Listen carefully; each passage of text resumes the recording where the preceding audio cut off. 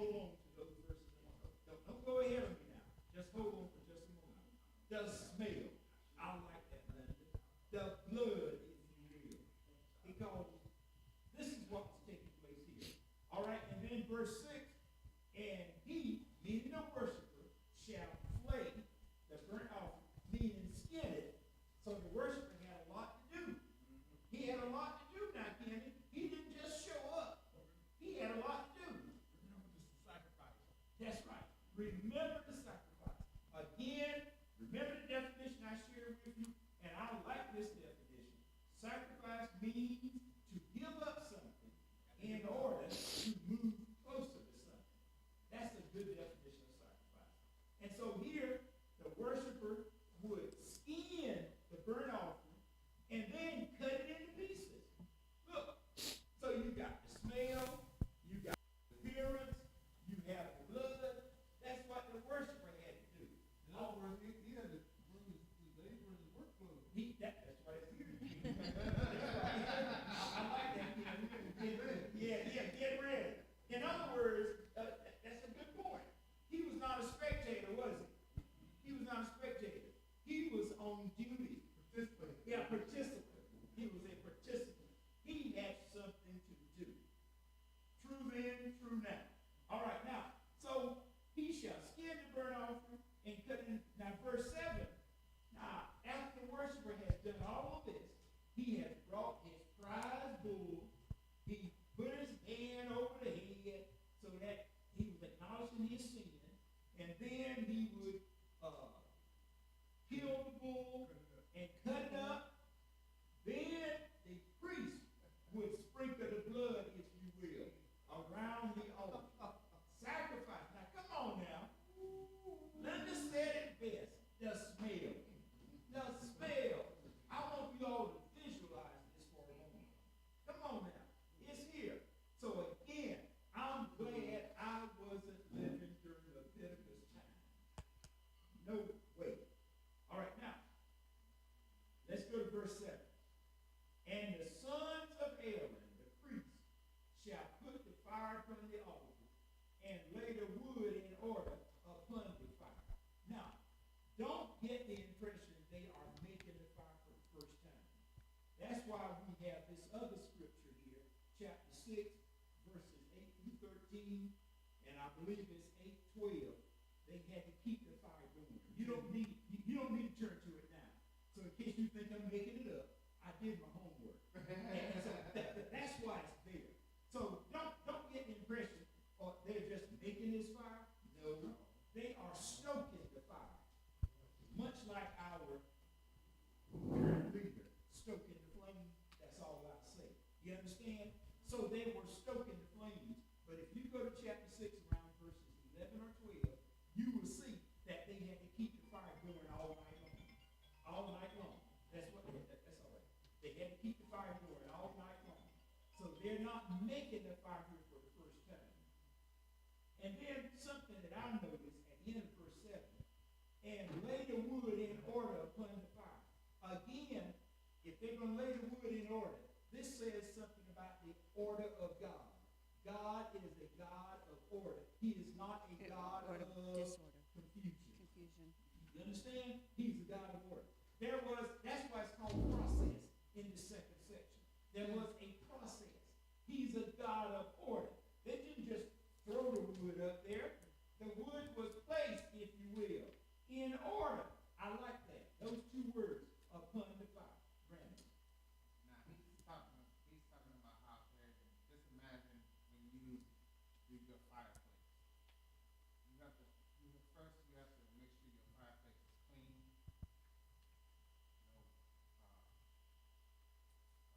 Smoke, whatever they call it, up in the chimney. Make sure that your wood is placed properly, and make sure that it's burnt properly. The sacrifice, I guess they've already known how to do this, so they knew how to just go into it and just get it done and get it done. You talking about the priests? Yeah, the priests. They do that. That was their job. That was the priest's job. Thank you. All right, Linda, read 9 and 10, please. You want me to read 8? I'm sorry. Yeah. You 8, wa- 9, and 10. I'm sorry. Okay. And the priests, Aaron's sons, shall lay the parts, the head and the fat, in order upon the wood that is on the fire, which is upon the altar. Stop right there for a moment. I got ahead of myself. I'm Here sorry. it is right here. But there's part of that in verse 7. And the priest, Aaron's sons, look at it, shall lay the parts, what does it say? In The order. head and the fat in order upon the wood that is on the fire, which is upon the altar. So again, it still speaks to God's order. He is not a God of confusion. Does that make sense? All right, now let me go ahead and read 9 and 10.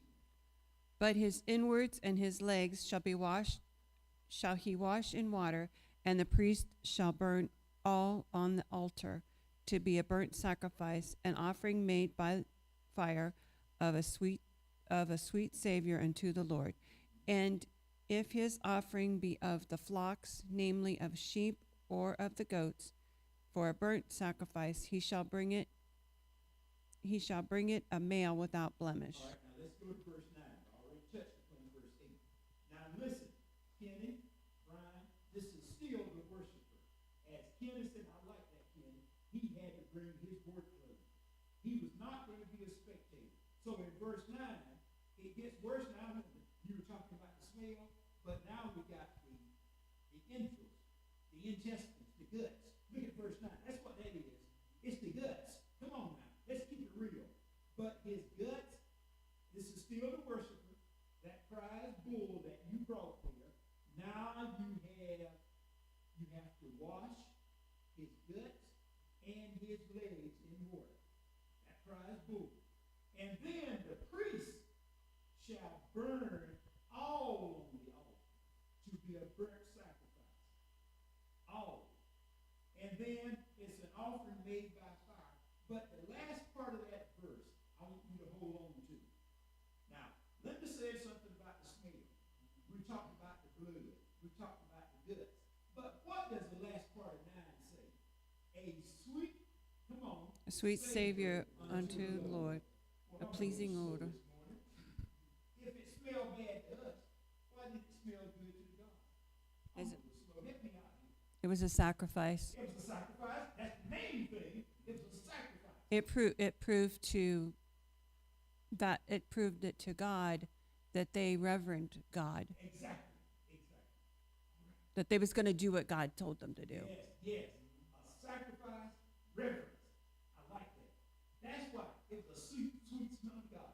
We would turn our noses up. Now make no bones about it.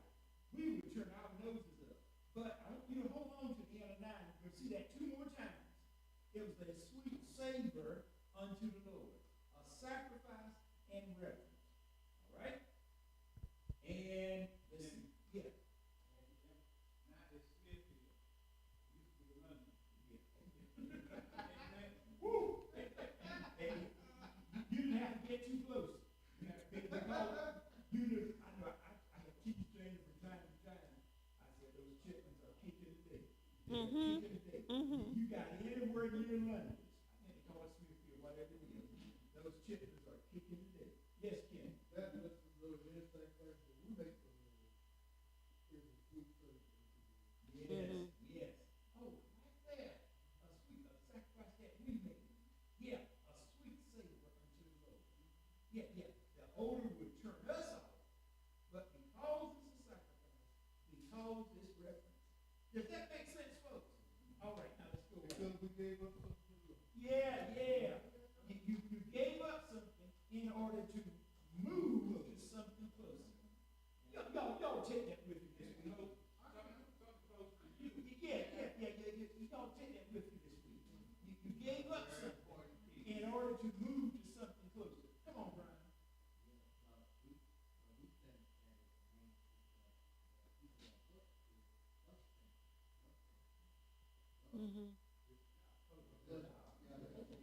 Oh, my numbers. Oh, but it's a paycheck, Brian.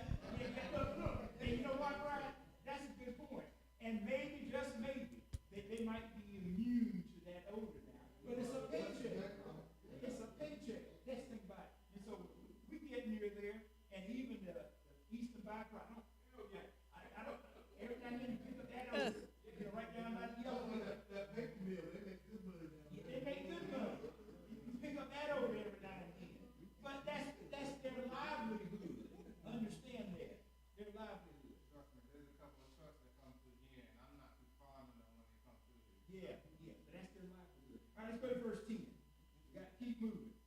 Okay, thank you for the feedback. And if his offering, now, be of the flock. Now, first we said the herd. We're talking about the cow. So Jesse brought his prize bull, $3,000. All right, but let's say that Daniel couldn't afford the bull. So he brought another animal. Look at verse 10. And if his offering be of the flock, namely of the sheep or of the goats, for a burnt sacrifice, he shall bring it a male without blemish. So this lets us know that your offerings are acceptable. That whether they are great or small. Mm-hmm. Follow that? Mm-hmm. We're going to see more of this in a little while. So Jesse could afford to give up his bull. Daniel, the best he could do would be a sheep or a goat. Does that make sense? But we still had to follow the same directions, Sharon. It had to be a male without blemish. Without blemish. Couldn't be lame, couldn't be blind, couldn't be have one leg, not bent over. The animal had to be in good condition. You're bringing your best. I saw your hand, Kenny. Yeah, you don't have to, be with because of God, just as you are. Yes, Mhm. yes. Exactly, exactly. And we're going to see more of that in just a moment. Very good. All right, come on, Linda. Read 11 through 13. That's 11 through 13. And he shall kill it on the side of the altar northward before the Lord, and the priest Aaron's son shall sprinkle his blood round about upon the altar, and he shall cut it into his pieces with his head and his fat, and the priest shall lay them in order on the wood that is on the fire which is upon the altar. But he shall wash the inwards and the legs with water, and the priest shall bring it all, and burn it upon the altar. It is a burnt sacrifice, and an offering made by fire as a sweet savior to the Lord. All right, let's go now. The process still continues. Now, Jesse's already done his. And so Jesse now, guess what? Is consecrated and he's dedicated to the Lord. He's doing what he's supposed to do. Now, Daniel is next in line now. So Daniel has a sheep or a goat. Your choice, Daniel. What you got today? Well, we got goats. Okay, good. Okay, Daniel. So Daniel, you got Linda's favorite goat that she's been talking to. I've already heard that. You understand that? I've already heard that from another source. So you're bringing her favorite. What's that goat's name, Daniel? Squiggly. Squeaky. All right. But anyway, Duke was my. Linda's favorite goat for the sacrifice. Now listen to verse 11. And he shall kill it. Church is out. So squeaky. Church is out. And he shall kill it on the side of the altar, northward. Now, I did my research. Why northward? Because during that time, the pagans believed that gods lived in the north. You understand that? Mhm. Lived in the north. All right, northward before the Lord, and the priests, Aaron's sons. Now here's their job. Now Daniel has already killed Linda's favorite goat, and he has to go back and face Linda today. But the priest will sprinkle the blood round about the altar. And remember what we said? That's the sacred act that represents the life of the animal being offered to God. It was a type of substitution. Does that make sense? And so now, because we don't have that anymore, Jesus is our ultimate substitute. He paid it all. Understand? All right, now let's go.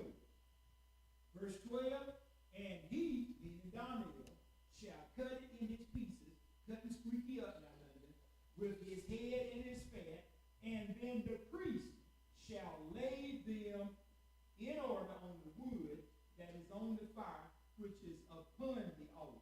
So again, the priest's job is to lay it on the fire. You got that? But remember, God is not a God of confusion. All right, now 13, but he, meaning Daniel, shall wash the guts, this squeaky's guts, shall wash the guts and the legs with water. And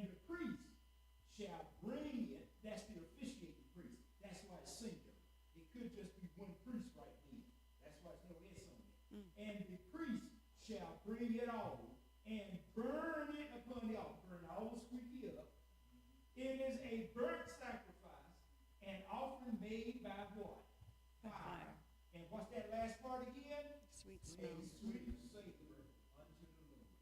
Now, Linda's probably going around there crying and moping. She's all to pieces. But this is a sweet savor unto the Lord. And Linda has already explained it well. That means it's a sacrifice. It is reverence. That's what it means. So the Lord is pleased. We may have trouble dealing with the odor, but the Lord is pleased. I've got a question. Yes, sir. Yes, ma'am. Is this like a family offering? Similar. Like, Yes, like, okay, the head of the household exactly. That is takes exactly that right. offering for the whole family? Yes, Okay. yes. It's what they call communal. Communal. Okay. Like corporate worship. Yes, Linda. Thanks for bringing that up.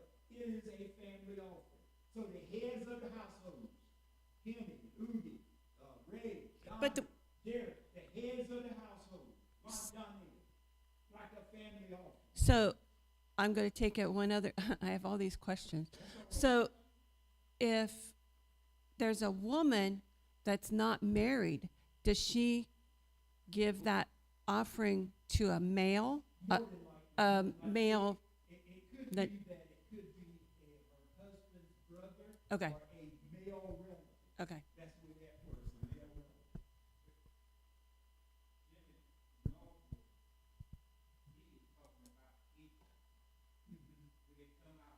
Yeah.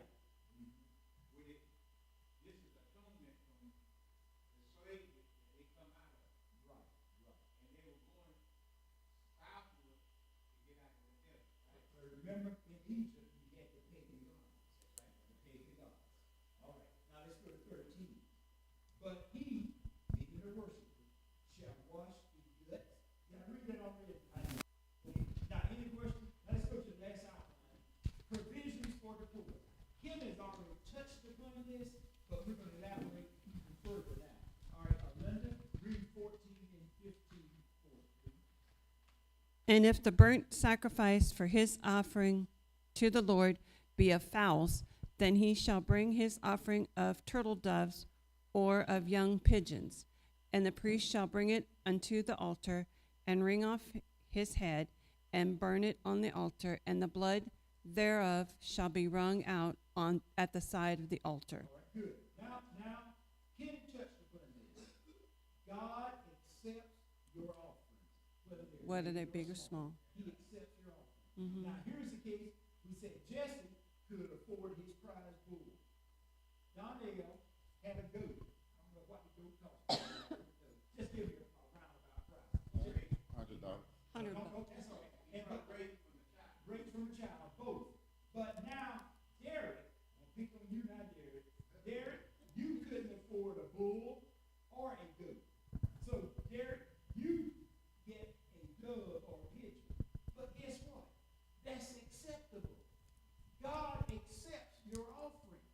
Some can give more than others. But it comes, the giving must be from your Heart. From your heart. So if you give, and if you give with an attitude, keep the money in your pocket. All right, so we got the bull, we got the goat, now we got a pigeon or a dove. That's the best Derek could do. Oh, Derek could do better, but I'm making a point. And so then he, meaning Derek, shall bring his offering, a pigeon or a dove, and the priest, the officiating priest, shall bring it unto the altar, and guess what? Wring off his head. Y'all remember those days, don't you? Wring off his head, and burn it on the altar, and the blood thereof shall be wrung out at the side of the altar. Now note the difference, because a dove or a pigeon wouldn't have much blood in it, would it? No. So that blood would be on the side of the altar. But it still represents the sacrifice, if you will, that I told you in the book, the life of the animal being offered to God. All right, now let's go to 16. Now we have the bird, we're holding the bird, and he shall pluck away his crop. That's the part that's right under the mouth, if you will. That's the part where the animals, birds, will store their food before it goes to the stomach. So he will pluck away his crop with his feathers and cast it beside the altar on the east side by the place of the ashes. East side meaning where the trash was, the All right, let me read the last verse, please, 17. And he shall cleave it with the wings thereof, but shall not divide it asunder, and the priest shall burn it upon the altar, upon the wood that is upon the fire. It is a burnt sacrifice, an offering made by fire of a sweet Savior unto the Lord. Okay, let's go quickly now. Look at this. He shall cleave it, meaning tear it open with the wings. Take the wings and tear it open. But now read it closely now. But shall not divide it asunder. Now, separate it completely now. And the priest shall burn it upon the altar, upon the wood as upon the fire. It is a burnt sacrifice, an offering made by fire. But look at the last part. What does the last part say again? Sweet Savior. A sweet Savior unto the Lord. It was a sacrifice. It was reverence. All right, does anybody have a question or comment? I like the first sentence down there. It says the provisions outlined in verses 14 through 17 are significant as they illustrate God's desire for inclusivity in worship. It doesn't matter who you are, where you come from, how much money you got in your pocket. God just still wants you. He still wants you. All right, Miss Brandon. G.O.D., good morning,